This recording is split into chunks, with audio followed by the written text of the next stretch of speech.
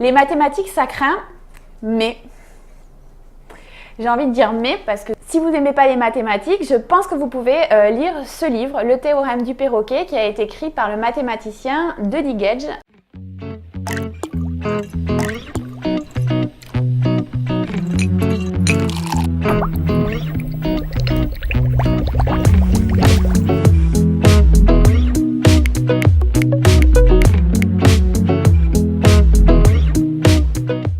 Moi, je m'appelle Audrey Théron, je suis chargée de collection à l'Université de Montpellier, donc je m'occupe des collections scientifiques. J'ai une formation plutôt en histoire de l'art, et pourquoi je dis que les mathématiques ça craint, c'est parce qu'en bonne littéraire, je n'ai jamais eu la moyenne, sauf au bac.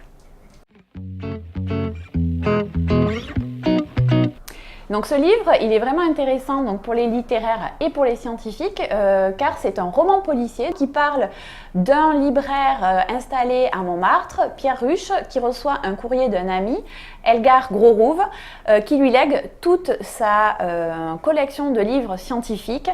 Et malheureusement, Elgar Grosrouve est découvert mort dans un incendie de sa maison. Et de là va partir toute une histoire rocambolesque à travers Paris.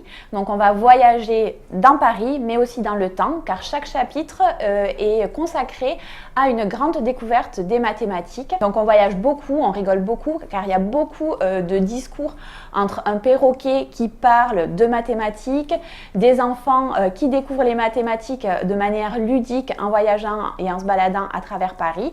Et c'est très énergique, les dialogues sont vraiment bien taillés et bien ciselés.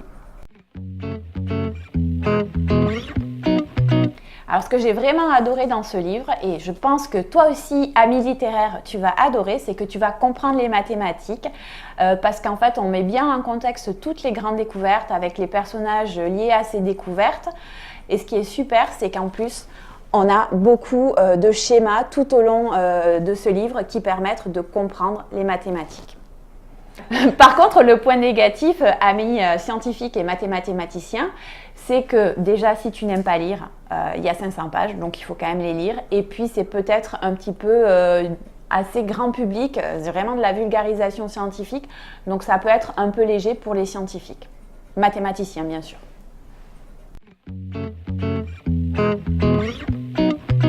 Pour vous donner envie de lire ce roman, je vais vous lire un petit passage. Cher Pierre, donc il l'écrit avec la lettre Pi et un R. La façon dont j'écris ton nom t'indiquera qui je suis. Ne t'étouffe pas, c'est moi, Elgar, ton vieil ami que tu n'as pas revu depuis longtemps. Un demi-siècle. Oui, j'ai fait le compte. Nous nous sommes quittés après notre évasion, t'en souviens-tu, c'était en 1941. Pourquoi je t'écris après tant d'années? Pour t'avertir que tu vas recevoir un chargement de livres. Pourquoi toi? Parce que nous étions les meilleurs amis du monde et que tu es le seul libraire parmi mes connaissances. Je vais t'envoyer ma bibliothèque, tous mes livres, quelques centaines de kilos d'ouvrages mathématiques. Il y a là tous les joyaux de cette littérature. Donc c'est encore une fois à toi, ami littéraire, que je vais m'adresser. Si tu as envie de briller en société avec les mathématiques, tu ne diras plus grâce à ce livre « Les mathématiques, ça craint, c'est nul », tu diras « Les mathématiques, c'est fantastique ». Donc voilà, c'est terminé pour moi.